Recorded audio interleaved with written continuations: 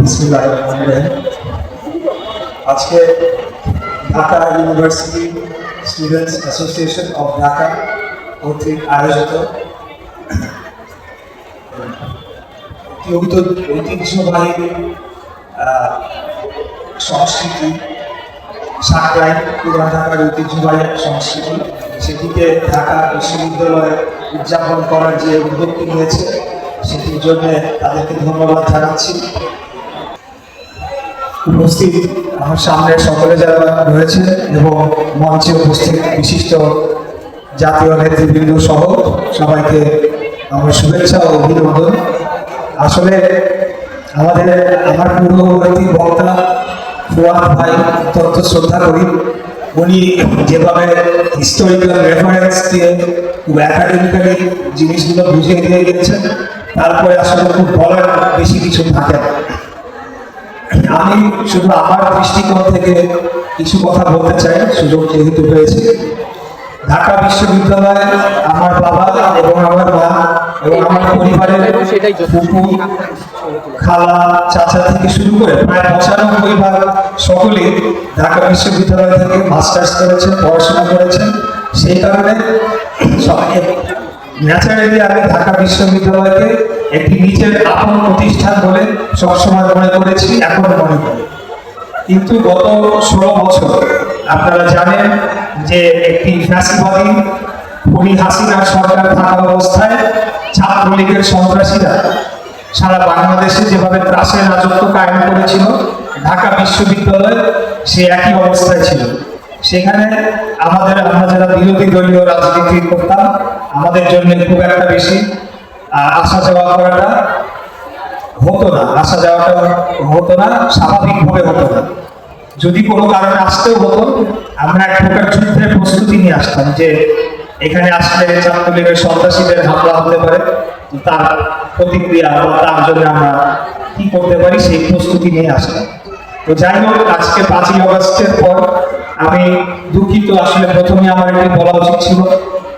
আমাদের জুলাই আগস্টে যে ভাইয়েরা শহীদ হয়েছে, ভাই ও বোনেরা, যাদেরকে খুনি হাসিনা মিলিটারিকে লেগিয়ে দিয়েছে, হেলিকপ্টার থেকে গুলি করে শিশু বাচ্চাদেরকে হত্যা করে তার ক্ষমতাকে টিকিয়ে রাখার জন্য, সেই সকল শহীদদের আত্মার মাগফিরাত কামনা করছি। তাদের সেই আত্মদানের বিনিময়ে আজকে আমরা মুক্ত আকাশের নিচে দল, মত, ধর্ম, বর্ণ নির্বিশেষে আমরা এই অনুষ্ঠানে অংশগ্রহণ করতে পারছি। আমি কালচার নিয়ে এবং আমাদের ঐতিহ্য নিয়ে ফুয়াদ ভাই যা বলে গিয়েছেন, এর বাইরে বেশি কিছু বলার থাকে না। তবে আমি একটি কথা বলতে চাই, এই জুলাই আগস্টে আমরা নতুন একটা কালচার বাংলাদেশের জনগণ পেয়েছে। সেটা হচ্ছে আমাদের স্বাধীনতা, সার্বভৌমত্ব এবং আমাদের অধিকারের জন্য আমরা বারে বারে জীবন দিতে প্রস্তুত আছি এবং প্রস্তুত হয়েছি, এবং লড়াই আমরা করে যাব, আমাদের প্রতিবাদ আমরা জানিয়ে যাব। আমাদেরকে যতবারই দমানোর চেষ্টা করা হয়েছে, আমরা থেমে থাকি নাই। যে যার অবস্থান থেকে পেরেছি আমরা প্রতিবাদ করে গিয়েছি। কখনো কখনো একলা পথ চলতে হয়েছে, পথ চলেছে, কিন্তু আমাদের উপরে চাপিয়ে দিলে, আমাদের উপরে আধিপত্য করবে, আমরা বাংলাদেশের তৃতীয় নাগরিক হিসেবে বসবাস করব। আর খুনি হাসিনা আর এই শেখ পরিবার, তারা নিজেদেরকে রাজ পরিবার মনে করে বাংলাদেশের উপর রাজত্ব করবে, লুটপাট করবে, সেটা আমরা মেনে নিতে পারি না এবং আমরা মেনে নেইও না। বাংলাদেশের আপামর সাধারণ জনগণ, ছাত্র জনতা সেটা মেনে নেয় না এবং তাকে বাংলাদেশ থেকে বিতাড়িত করা হয়েছে, বাংলাদেশ থেকে ছেড়ে চলে যেতে বাধ্য করা হয়েছে। তো আমি মনে করি এই জুলাই আগস্টের যে গণঅভ্যুত্থান, এটি আমাদেরকে নতুন একটি কালচার শিখিয়ে দিয়ে গেল। এই কালচারটিকে বিশেষ করে আমার প্রজন্মের এবং আমার যারা এখানে সমন্বয় ভাইরা রয়েছে অত্যন্ত কষ্ট করেছে। আমার একটা আফসোস থেকেই যায় যে ওই সময়টা আমি জেলে ছিলাম, এপ্রিল মাসে আমি জেলে যাই, অগাস্টের ৬ তারিখে ছাড়া পাই। যদি আমি জেলের বাইরে থাকতাম তাহলে আবু সাইদের মতো অবশ্যই আমি বুক পেতে দিতাম, কিন্তু হাসিনার কাছে আমি মাথা নত করতাম না, স্বৈরাচারের কাছে কোনোদিনও মাথা নত করতাম না। আমাদের এই কালচারটিকে ধরে রাখতে হবে। আমি বলবো যে আমাদের রাজনৈতিক মত পার্থক্য থাকবে, এটাই গণতন্ত্রের সৌন্দর্য, যে এখানে বিভিন্ন দল থাকবে, বহু দল থাকবে, আমাদের বহু মত থাকবে, মত পার্থক্য থাকবে, আমাদের মধ্যে তর্ক বিতর্ক হবে, কিন্তু বাংলাদেশের স্বাধীনতা, সার্বভৌমত্ব, জনগণের ভোটাধিকার এবং গণতন্ত্রের প্রশ্নে আমরা সকলে যাতে এক এবং ঐক্যবদ্ধ থাকি, এই কালচারটিকে আমরা ধরে রাখতে চাই।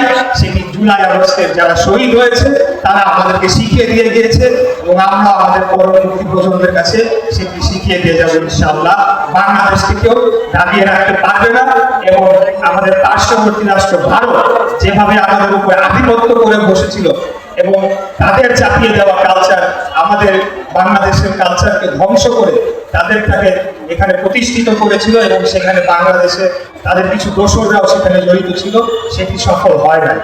আমরা বাংলাদেশের মানুষ, আমরা আমাদের নিজেদের মতো করে চলবো, আমাদের নিজস্ব সংস্কৃতি রয়েছে, সেটিকে আমরা আপহরণ করবো এবং আমি বিশ্বাস করি এই বিষয়ে যদি আমরা ঐক্যবদ্ধ থাকি, আগামী দিনে দক্ষিণ পূর্ব এশিয়ায় বাংলাদেশ অন্যতম শক্তিশালী একটি রাষ্ট্রে পরিণত হবে এবং সেটি সামরিক দিক থেকেও হবে, অর্থনৈতিক দিক থেকেও হবে।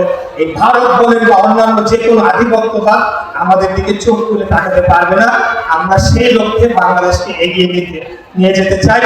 আমি বাংলাদেশ জাতীয়তাবাদী দলের পক্ষ থেকে বলছি, আমাদের নেতা যে দেশ নায়ক জনাব তারেক রহমান, তিনি যে 31 দফার কার্যক্রম দিয়েছেন, সেটিকে আমি মনে করি সেটি বিএনপির শুধু 31 দফা নয়, সেখানে 64টি দল মিলে 31 দফার কার্যক্রম দিয়েছে।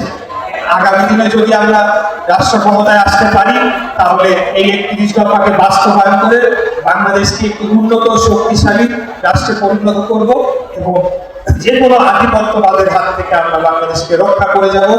5 বছর পর জনগণ ভোট দিয়ে তাদের নির্বাচিত সরকারকে, যাদের নির্বাচিত জনপ্রতিনিধিদের সরকারে পাঠাবে, যাতে করে যাকেই তারা বেছে নেবে তারাই রাষ্ট্র পরিচালনা করবে। এই ধ্যান ধারণাটা যাতে আমাদের মধ্যে থাকে, সেটি আমি বলতে চাই।